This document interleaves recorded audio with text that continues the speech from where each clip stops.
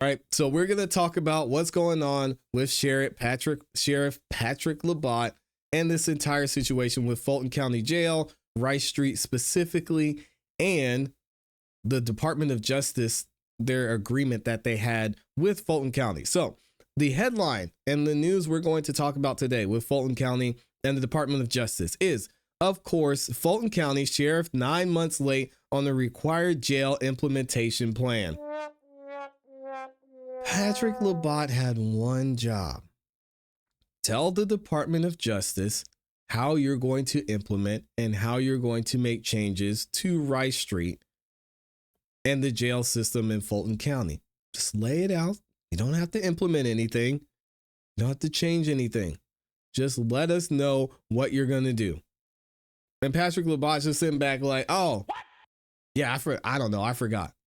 This is so sad. And he's blamed it multiple times on funding. He's blamed it on the DA's office and said that the DA's office, they're overcharging people. We shouldn't have this many people in jail. And I'm trying to adjust. What do you blame this on, Patrick Labatt? We're going to get into the article here shortly. But before we do, I'm going to do a little bit of a rewind and remind you guys of the agreement that Fulton County, that Patrick Labatt made with the Department of Justice. Check this out from Fox 5 News right here in Atlanta. The Justice Department has reached a consent decree agreement with Fulton County to fix filthy and deadly conditions at the county jail. The DOJ says the Fulton County Jail has been plagued with violence and life-threatening conditions that violated the constitutional rights of the inmates there. Our News Edge reporter Christopher King tells us what that deal means. The U.S. Department of Justice and Fulton County on Friday reached an agreement to clean up unsanitary and unsafe conditions at the notorious Fulton County Jail. The Board of Commissioners and County Administration will collaborate with the Department of Justice, the Fulton County Sheriff's Office, and other appropriate partners to ensure that the terms of this agreement are in fact implemented. A DOJ investigation found life-threatening conditions at the jail on Rice Street. The agency says violated the constitutional rights of the people housed there. Man, I do not advise anyone to break the law. But if they try and put me in Rice Street for any reason, I'm gonna have to run. It's gotta be worse. Doing that's gotta be worse than having to stay here. Like, we went through and viewed and we've shown a tour of Rice Street. It's terrible. I'm running, man. DOJ findings include insect and rodent infestations, filthy cells, sexual abuse, and violence, sometimes deadly. Fulton County will continue its work to improve the physical plant at our jail. Under the agreement, the jail must develop plans and policies to keep inmates safe, including improve supervision and staffing, require staff to obey inmates' rights when using force, and provide adequate mental health care, especially for people at risk of suicide. Commission Chairman Rob Pitt says the county last year approved $300 million to fix the jail. The problems at the Fulton County Jail did not arise in a day and will not be fixed in a day. But I am determined that they will be fixed. The jail has been under scrutiny since the death of LaShawn Thompson back in 2022. His body was found in a cell infested with bed bugs. An independent autopsy found he died of neglect. Fulton County Sheriff Patrick Labatt issued a statement. The condition at the jail, quote, predates my administration. It's clear that the facility is in urgent need of replacement. He also wrote, quote, I am committed to taking necessary steps to protect the community.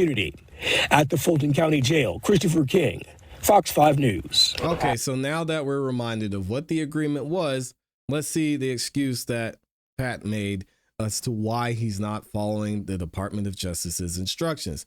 The legal agreement with the DOJ mandates jail updates, but leaves deadlines to implement to the implementation plan.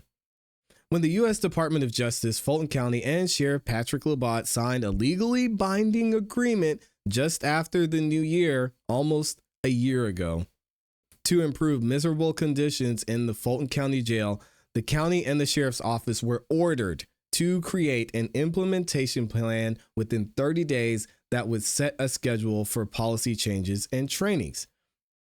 The 68-page agreement, which we've read some of on this channel, y'all can check out that video, known as a consent decree, lists hundreds of specific mandates for jail improvements, but leaves most of the deadlines to the implementation plan. 9 months past the deadline, the implementation plan is still being developed, according to a spokesperson from Fulton County government. But neither the county spokesperson nor one of the sheriff's office responded to questions about the reasons for the missed deadline or when the plan would be finished. Can we just stop paying our taxes? Yeah, don't worry about it. We'll figure it out later. $300 million, guys. I paid some of that. Dr. EJ paid some of that. Amy paid some of that. A lot of us in here paid some of that. And you can't come up with an implementation plan? What are we doing? Like, they just need to get everyone out of there. We continue to work consistently and collaboratively with the monitoring team, community administration, county administration, and the Fulton County Board of Commissioners regarding the consent decree, the sheriff's spokesperson, Natalie Ammon, said in the statement. I don't want to hear that. The consent decree stipulated the first IP would lay out the timetable for the first year, then requires the county and the sheriff's office to create new IPs every 6 months. The consent decree also requires the county and the sheriff's office to create more than a dozen policy revisions by dates set in the IP to address problems in the jail, which a DOJ investigation found houses inmates in unconstitutional living conditions that are unsanitary and dangerous. We've seen them here. Some of the doors don't even work. New policies and procedures must be developed for subject areas such as medical and mental health care, environmental health and nutrition, among others. The IP will set deadlines for the county and the sheriff's office to complete a classification and housing plan, staffing analysis, contraband plan, and gang violence prevention plan. A federal judge and independent court-appointed monitor must approve all IPs. It's not hard. Civil litigation involving the federal government in the U.S. District Court of the Northern District of Georgia has been on hold since the federal government shutdown began on October 1st, delaying the judge's approval until it's over. But the county and the sheriff's office declined to say whether they had submitted a draft for approval. So they're like, man, government shutdown. Let's go on vacation, guys. We don't have to do anything. Let them. Yeah, whatever goes on Rice Street, we ain't worried about it. IPs are commonly cornerstone of federal consent decrees, said Adrienne Johnson, a former DeKalb County public defender and now senior counsel at Wren Collective, a criminal justice reform group. She is also a member of the Community Over Cages Coalition. Oh, interesting. And that advocates for reduced incarceration and jail improvements in Fulton County. The absence of the IP 9 months after it should have been originally in place is concerning for several reasons. Right? Can't something be done? Johnson said in an email. First, and most importantly, incarcerated people continue to die in Fulton County custody. We talked about one shortly after this order came out. The lack of implementation undermines the public accountability. IPs provide for public monitoring of the county's progress toward consent decrees and their goals. And right now, it's difficult to know that if any progress has been made. The county commission recently approved a $1.2 billion jail maintenance plan. But that fails to address some critical components of the consent decree, Johnson said. A consent decree is a floor, not a ceiling, she added. Repairing the jail and addressing patterns and practices of abuse is meaningless if we don't also address the things that led to its overcrowding, like policy poverty, criminalizing those with mental health diagnoses, failing to use diversion tools and ignoring community-based health and treatment options. The judge overseeing the consent decree, Lee Martin May, appointed Kathleen Keeney on February 21st as the lead monitor. According to the consent decree, Keeney had a maximum of 120 days from her appointment to create a monitoring tool that measures compliance with input from Labatt and county officials. But as we know, the wheels of justice and the legal system in general move very, very slow. In response to a request from the Atlanta Journal-Constitution, the AJC, under the Georgia's Open Records Act, the county said that the monitoring tool was also still under development, meaning that the deadline has been missed by 4 months. In an August report, Keeney did not mention the delayed IP. Some policies have been updated, but a severe staffing shortage has been hampered and has hampered the training on those changes.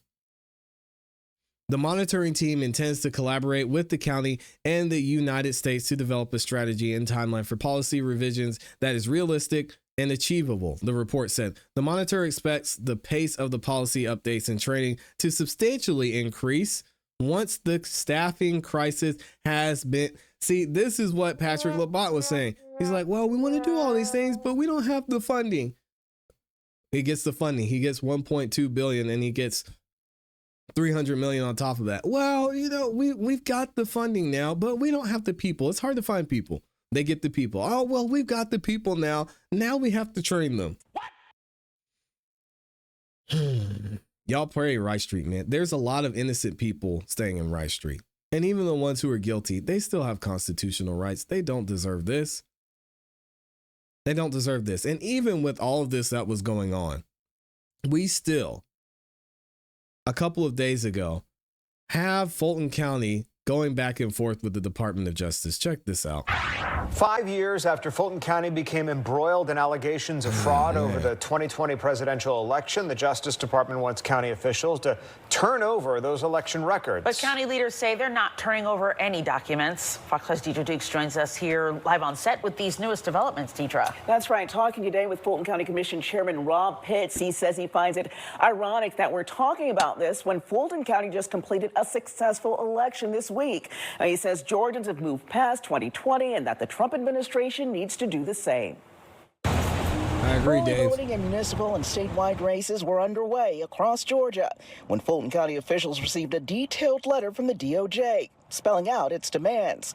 The feds requested election records, ballot images, and other documentation from the 2020 presidential election. The Department of Justice is on Fulton County's you-know-what. Still baffled as to why there's this fixation on the 2020 elections. 2020 elections are over and done with. They've been reviewed, they've been audited, they've been scrutinized, they've been looked at from top to bottom. We get a clean bill of health. It's the latest round in the ongoing dispute over how the county handled that historic election. We spoke with Fulton County Chairman Rob Pitts. He says county leaders are tired of relitigating the 2020 election. Shout out to Rob. I like Rob. Had successful elections in 2024. We just recently, 2 days ago, had another successful election, but they just cannot, for whatever reason, let 2020 go. Several investigations have already found no evidence of wrongdoing or widespread fraud.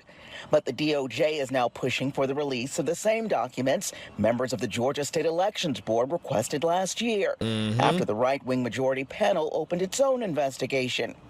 Fulton County is challenging the State Elections Board subpoena of documents in court. From our point of view, we've complied with everything that we're required to comply with under the law. So from my point of view, there is no next step. All right, shout out to Rob. I like Rob. I think he's doing the best he can over there. But man, the Department of Justice is not letting up on everything that's going on here in Fulton County, and I'm glad for it. I'm here. Y'all know I live here. There's a lot that can be done, a lot to improve, and a lot of questions that need to be answered when it comes to the political scene of what's going on here in Fulton County. So let me know what y'all think about this in the comments in the chat. Something a little bit more personal, but I think it needs to be talked about because we saw what was going on in Rice Street all throughout the YSL trial, and I don't think this is the last time we're going to hear about it. Let me know what y'all think.